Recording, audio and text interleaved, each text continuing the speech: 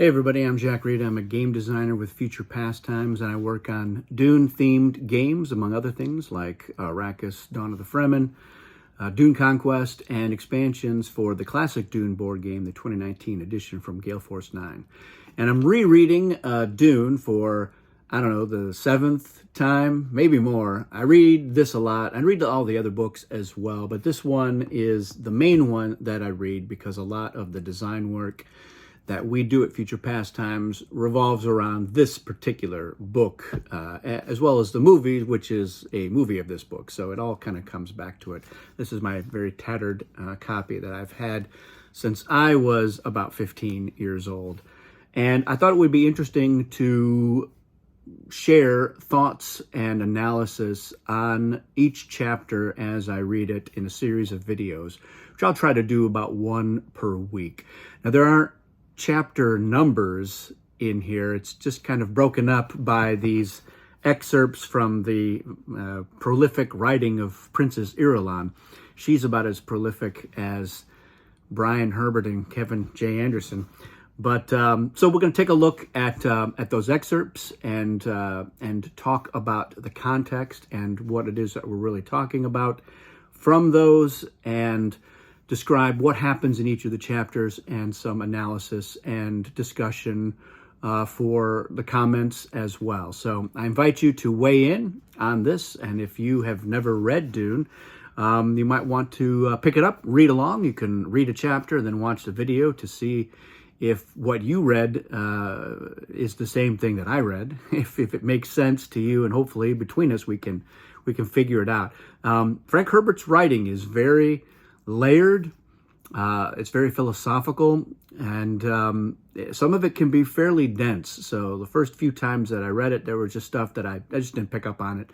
I kind of skimmed past it. There's a lot of stuff that is referenced in the glossary, which if you're one of those people that stops reading to go look up something, it might make more sense. I tend to just blow past it and hope that if they mention some little detail or nuance that is really important, it'll come back again and I'll figure it out from the context. And I definitely didn't first few times that I read it.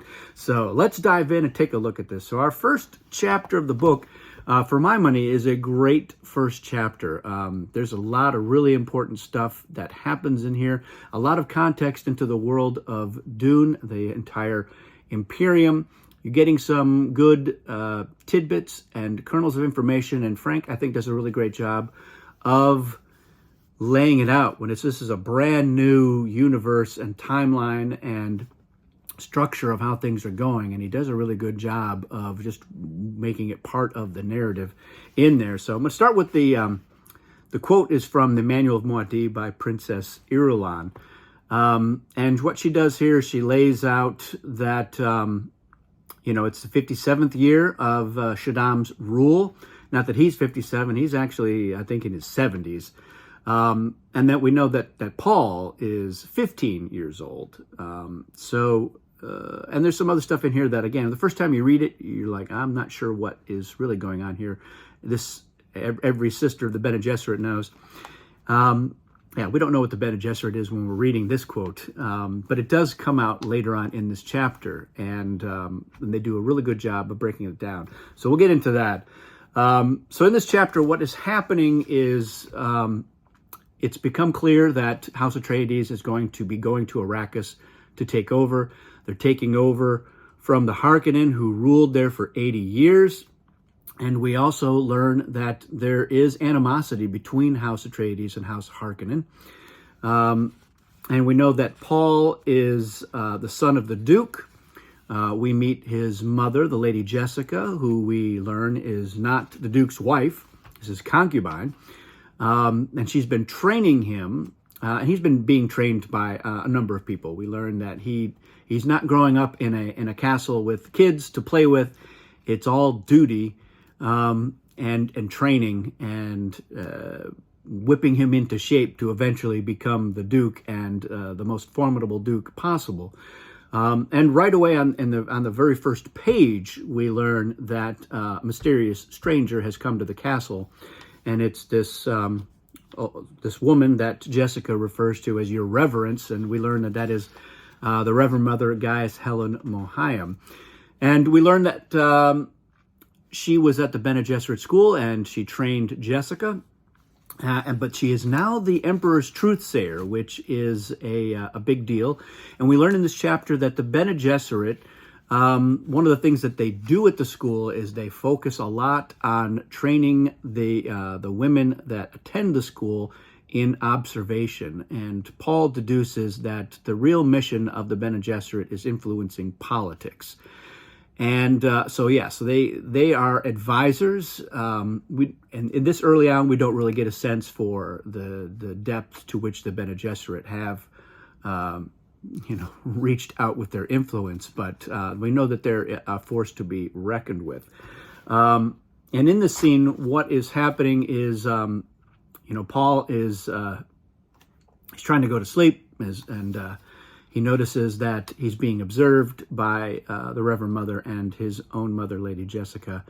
And they're like, get ready, because tomorrow you're going to be tested, and you're going to meet my Gom Jabbar. And he doesn't know what's a Gom Jabbar, which is, that's what we, the readers, are also saying. We don't know what that is. But we learn later on that it is a poisoned needle. And the test that Paul is going to undertake is this test that involves the pain box. He has to put his hand inside this box. And if he removes the hand, the Reverend Mother is going to stab him with the poison needle, and he'll be dead before he even realizes what has happened. And Jessica knows that this is going to happen. She's very anxious about it, and Paul picks up on that. He sees that she is afraid about what is going to happen, and the Reverend Mother dismisses her from the room. And so Paul and Mohayim are alone in the room. And she says, we're going to have a little test here, and you need to do as your mother says. And we're introduced to this concept of the voice. This is some ability that the Reverend Mother has, that when she speaks in a certain way, it is very hard to resist what any commands that you are given. So she orders Paul to come stand in front of her and kneel down and put his hand in the box. And she uses the voice for some of that. And he knows what it is. He's familiar with this because his mother has been teaching him how to do the voice. He hasn't quite mastered it, although we don't really know that yet in this chapter.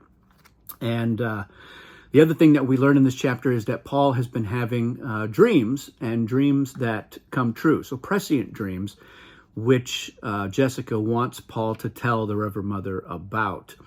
And this all leads into the Reverend Mother wondering if Jessica has given birth to something called the Kwisatz Haderach.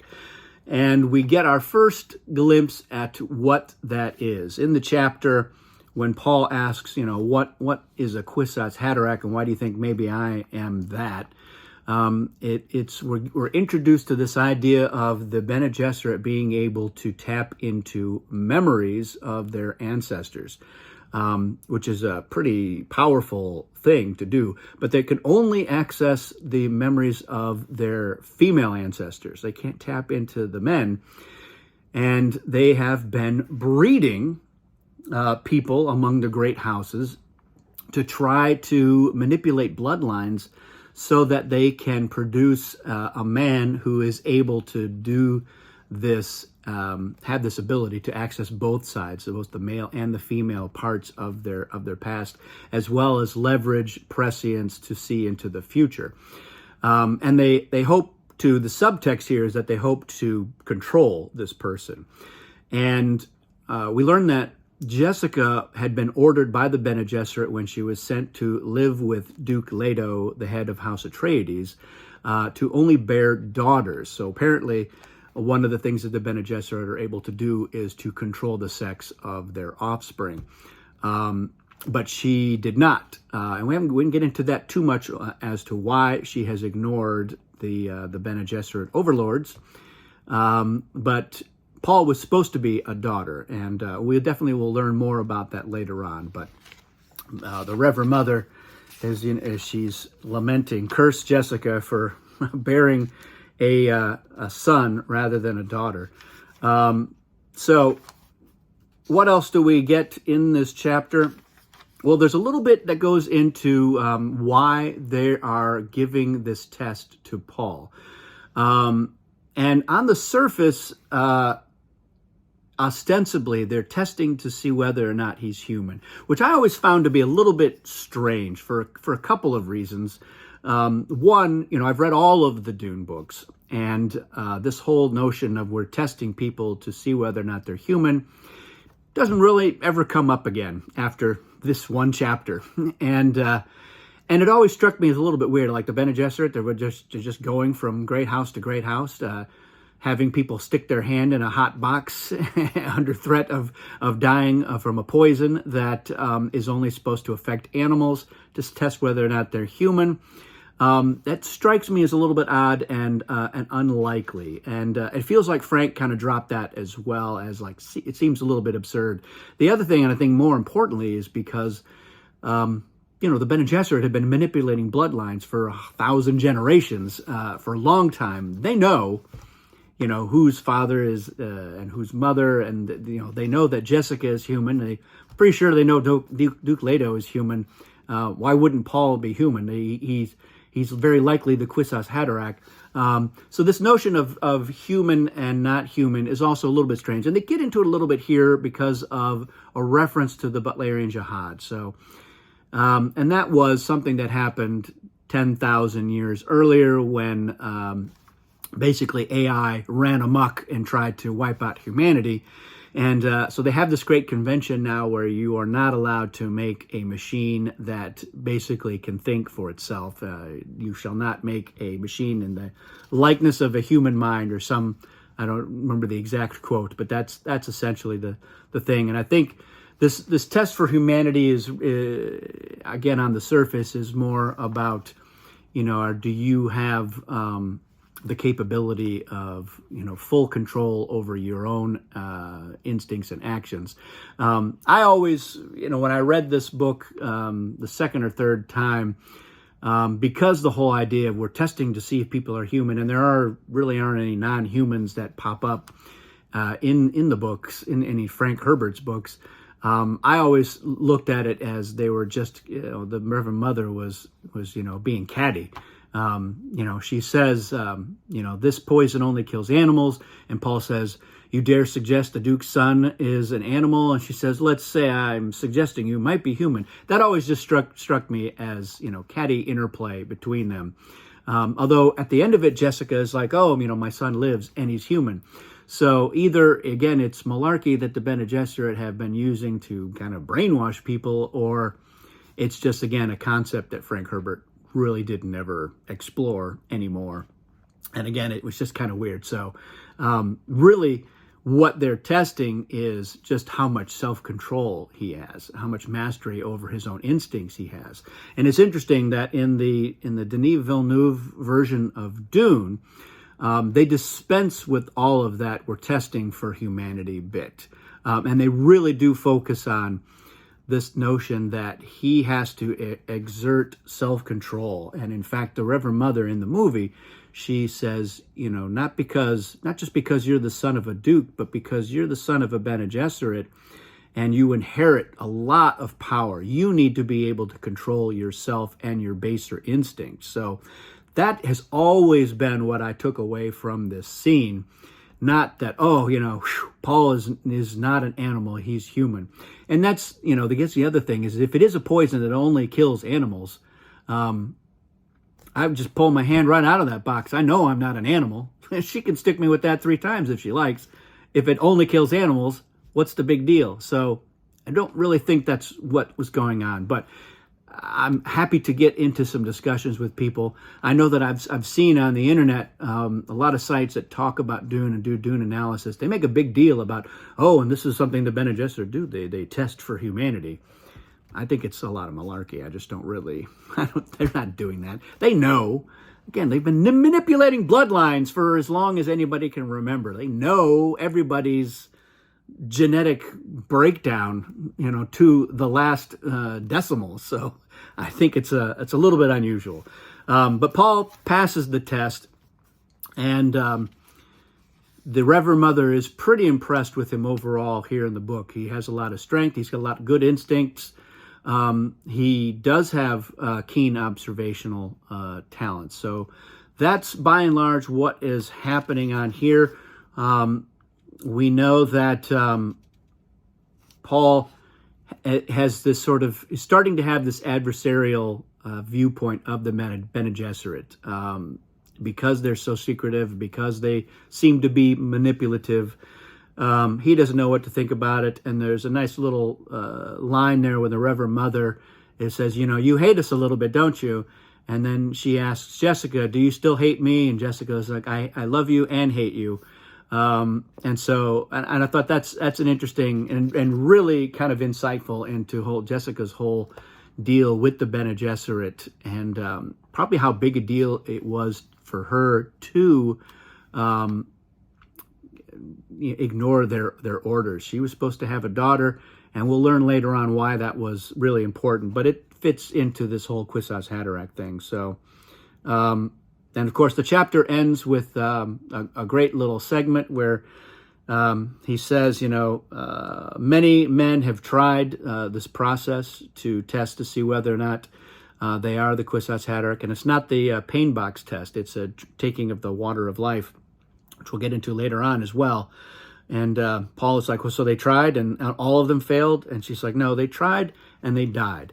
And that's the end of the chapter. So again, I think this is a great chapter because it introduces us to a lot. It gives us a lot of information, but Frank Herbert does a great job of doling out that information and weaving it into the narrative of what is going on. He's not hitting you over the head with a ton of context, but he's giving you the really important broad strokes, and that gets filled in more and more over the coming chapters. And I think it's one of the reasons why Dune is such a great sci-fi novel, is because there's so much world building that goes on in this book. It is a really rich and lived in universe, and so very different from, you know, not only our universe, but from any other kind of sci-fi futuristic universe that we have been exposed to in other IPs. And complex. There's a lot of complexity and depth to this universe and the book, but he does a good job of making it accessible. Not to say that there's a lot of other elements of the book that are not necessarily as accessible. Like I said, I've read through this. Every time I read it, I'm picking up more and learning more and understanding more. It is like an onion. You peel back the layers and there's more depth and there's more to get out of the books. And part of that is because of just how much there is in it. And part of it is, you know, he's slipping in these colloquialisms and other terms that are germane to the Dune universe without necessarily explaining what they are. They are in the back. And I'll give you some examples of that later on when it comes up. But, you know, you're still able to glean enough to understand basically what's going on and to be able to enjoy it. So that's what happens in the first chapter. Those are my thoughts on this one. Let me know what you think. Let me know if there's any other particular elements or insights that you would like me to get into in these chapters. I've read this book so many times that it's easy for me to just, you know, skip right through the stuff that begs to be analyzed more. So help me stay on my toes by letting me know what you want to get out of it. And let me know if you have not read Dune and are going to have started to read it through this. I think that would be very interesting to me. I've been trying to talk some of my neighbors into reading it with mixed success. And it is a book that is certainly not for everyone, but it's such an interesting and unique universe that I think it deserves to be read by just about everyone. So those are my thoughts. That's it for this video. Thanks for watching. We'll see you again soon.